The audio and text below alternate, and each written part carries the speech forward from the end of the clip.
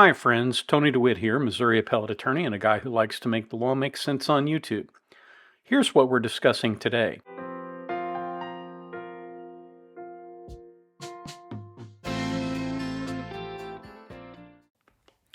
Sadly, Adam Montgomery is not the only person on trial, or hasn't been the only person on trial, for child abuse that resulted in the death of a child. A gentleman by the name of Jonte Harris in Jacksonville, Florida, has been on trial this week, and I managed to get some footage on that I think is pretty compelling. It starts with an opening statement by a prosecutor who has kind of a sharp voice, and that's probably an artifact of the sound system that they have in the courtroom. A lot of times, particularly with females, it picks up the high tones and it takes away the mid tones in the voice. So her voice is kind of sharp, but her actual statements, her opening statement is very compelling. I don't have all of it on here for you because I don't think you need to, but listen to how she starts. And how she starts is pretty much how she finishes. May it please the court? Yes, ma'am. Counsel? I hit her ass across the head, so she knows not to play with me. She's gonna learn. His words. Jonte Harris's words about 5-year-old Zykeria Robinson. I cannot deal with Kiri bad behavior. She knows nothing or how to do nothing. It's embarrassing. I can't lie. It's like we have an idiot child on our hands. I don't like her. She is corrupt. Words, albeit harsh words, that pale in comparison to the malicious punishment and torture that he inflicted upon that 5-year-old. It is with heavy hearts and the sincerest apologies that the state of Florida presents to you this tragic case of Zykeria Robinson. She was 5 years old, 3 foot, 7 inches, and 39 pounds when she suffered over 30 separate injuries to her body, from her head to her toes, at the hands of this man. The truth about this case is the state of Florida's job, our job, is to keep each and every one of you from the mind-numbing anger that will fill you as you look at photographs of bite marks on her arms, her legs, her buttocks, old healing wounds, new bleeding wounds, the purple pattern of bruising covering her chest, her side, and her back, and her blackened eyes and forehead. The facts of this case are easy to understand, but hard to listen to. Michelle Canamore, at 26 years old, was the mother to 2 young girls, Anaya and Zykeria, 6 and 5 respectively. In April of 2018, she and her girls moved to apartment 204 at the Oak Tree Apartments off Lakeshore Boulevard on the west side of Jacksonville. At the time, Michelle had split from the girl's father, but they maintained a time-sharing system. And by the end of June, the girls would go stay with their father and his parents for the summer. Around that same time, the defendant, her boyfriend at the time, Jonte Harris, needed a place to live. So he too moved into apartment 204. Michelle's sister was also living there, but that would quickly change by July. Her sister moved out, leaving just the 2 of them. And by August of 2018, the apartment was once again filled with the sound of 2 young girls back home with their mother, preparing to start the new school year. Michelle wanted this to be her little family, her little blended family, where the defendant stepped into the role of stepfather and man of the house. But over the course of just a couple of months, Michelle would realize that her idea of a family, her idea of raising children, was drastically different from his. You all will hear from Michelle Canamore. She's going to take that witness stand. dressed in a gray jail uniform. And she is going to tell you that she has pled guilty. She has admitted her part in not stopping the torturous abuse inflicted upon her own daughter. She will explain to you that as she sits there, she is facing up to 30 years in the Florida State Prison. And that despite her cooperation, despite her testimony before you here today, she understands that the state of Florida will stand before this judge and recommend that she serve no less than 25 years, just 5 years shy of her maximum in the Florida State Prison for her inaction. Here is the last little part of her opening statement where she makes the case for conviction. Michelle was tired. She was tired of cleaning up the blood. She was tired of covering up for the defendant. Tired of watching her child bleed. But her call to 911 was simply too late. Members of the jury, the hard part of this case is not determining whether or not the state of Florida has proven the charges beyond a reasonable doubt.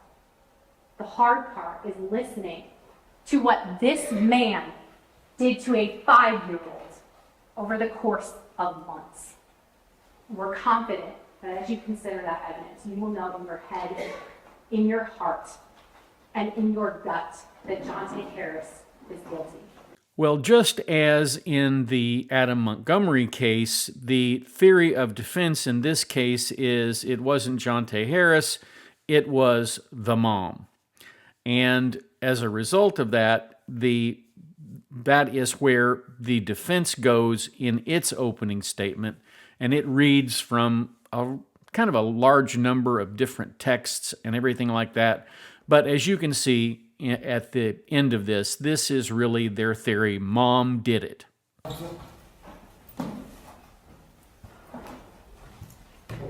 Good morning, folks. My name is Jim Hernandez, and along with Patrick Caridi, we're representing Jonte Harris this week.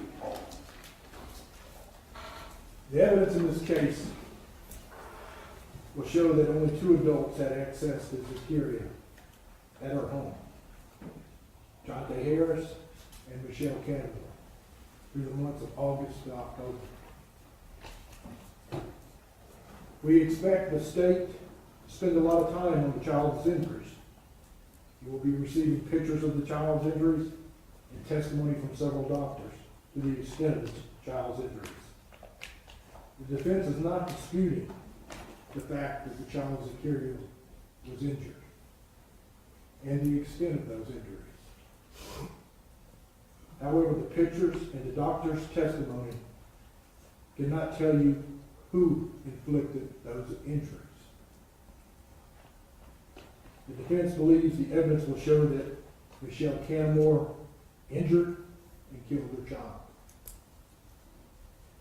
The reasonable doubt standard is the highest standard in our nation of laws. It is that way because a man or a woman's liberty is at stake instead of money's in a civil case. At the end of this case, you will have a reasonable doubt that Jonte Harris inflicted injuries on the child Zakiria and caused her death. The evidence in this case will show, and this will be through the state's own exhibit, that 51-page document of text messages, that Michelle Canamore wrote this message to Jonte Harris. The message was written on September 24th, 2018 by Michelle Canamore at approximately 1:30 p.m. 50 seconds. I believe it will be message 353 on document page number 41 of the state's exhibit.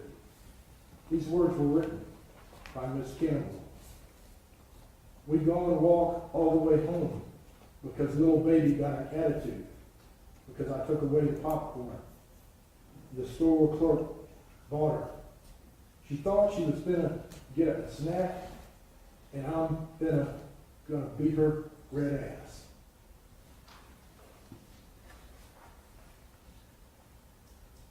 Michelle Canamore wrote this second text. I believe this is going to be in the state's exhibit, text number 347. And I believe it's going to be located at page 40 after it's introduced to y'all, that y'all get a chance to read. In that text, Miss Canamore wrote, she caught a whole attitude, started walking fast ahead of me, almost got hit by a car. I had to yank her up too many times, finna get to this house and beat her ass, and finna cross the street. The words in that text, yank her up, are important. Well, on that first day of trial, they had a number of witnesses. They had a doctor who was an ophthalmologist who saw this child after she suffered a severe head injury, dual retinal hemorrhages, a subdural hematoma. She was in a coma. She was in the intensive care unit. Ultimately, the child passed away. I'm not going to play her testimony because it simply would be redundant. What I am going to show you is the testimony of the mom that the state promised in its opening statement. And you'll have to forgive me, I don't know of a way to drown out all of the sniffling that this woman does. But she's very obviously quite upset to be there. She's already serving time. She's going to spend probably something less than 25 years in the Florida State Prison, but she's going to serve probably pretty close to 2 decades in there. And she's been convicted of aggravated manslaughter. And she did that in a plea deal, which they go over. But the really compelling part of her testimony is that you can just see how devastated she is and how fractured her thinking is with regard to this child. Good afternoon, Ms. Canamore. Good afternoon. Please introduce yourself to the members of the jury. Hi, my name is Michelle Canamore. I'm Naya and Zakira's biological mother. Ms. Canamore, how old are you? 31. Are you from Jacksonville? I was born in West Helena, Arkansas, but I was raised in Jacksonville, Florida. Since you were 3? Yes, ma'am. What side of town did you grow up on? At the west side and the south side.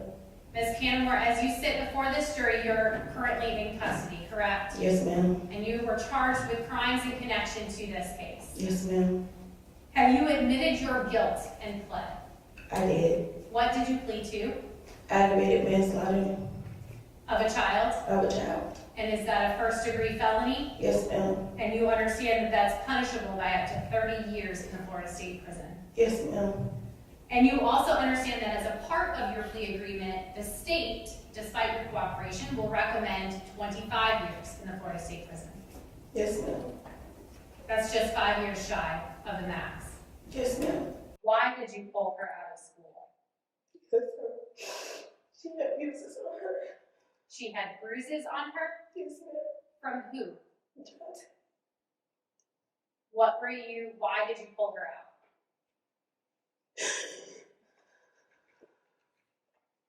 Because whenever Jonte would hit her, he would be punching her in the face and her stomach. Were you afraid someone might see? Yes, ma'am. Did you call the Just police? objection, leaving. No. Hold on one second. Don't leave the witness, but re-ask the question. Did you call the police? No, I did not. Did you tell their father? No. Did you tell your sister? No, ma'am. Did you tell anyone? No, I didn't. That's line 181. Yes, ma'am. Did you seek medical treatment for her? No. Did he ever seek medical treatment for her? No, ma'am. Did he ever ask you to seek medical treatment for her?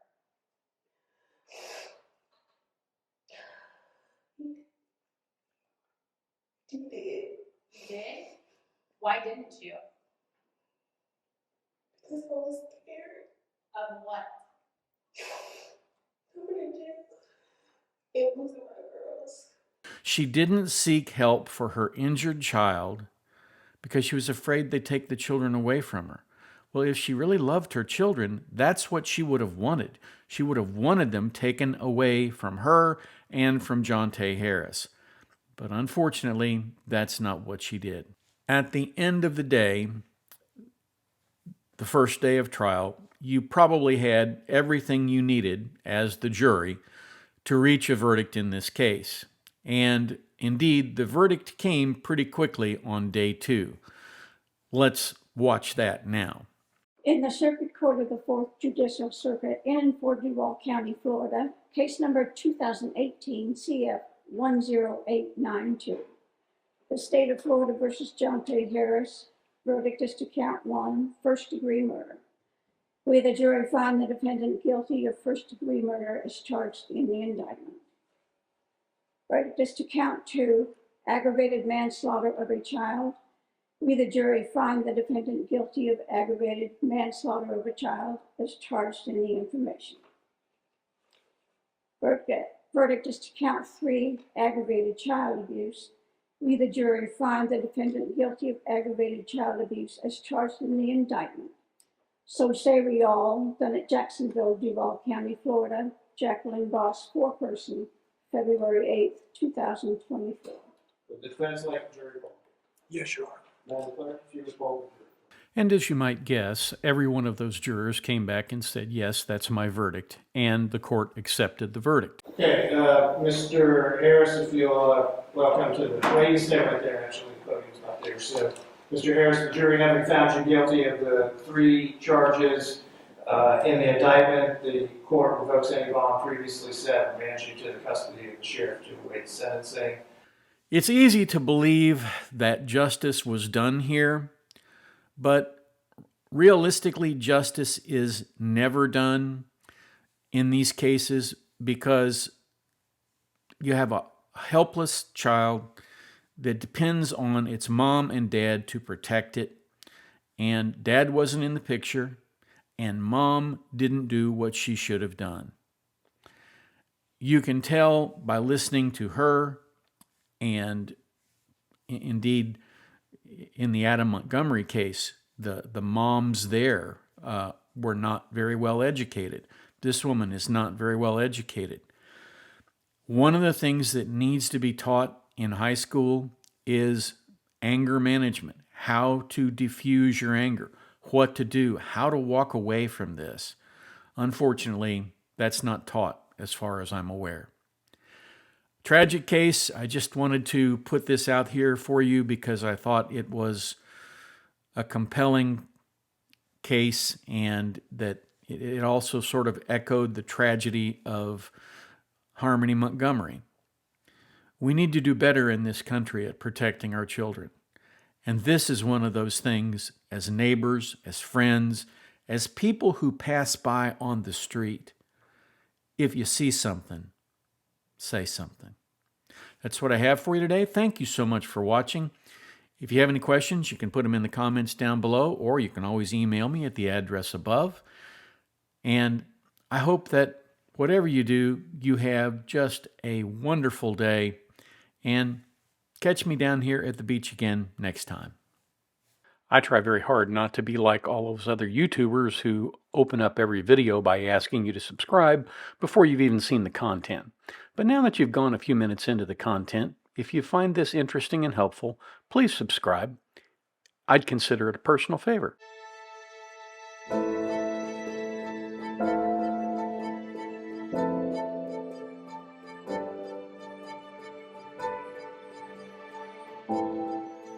If you like this video, here are a few others you might try, and don't forget to subscribe. Have a terrific day, guys.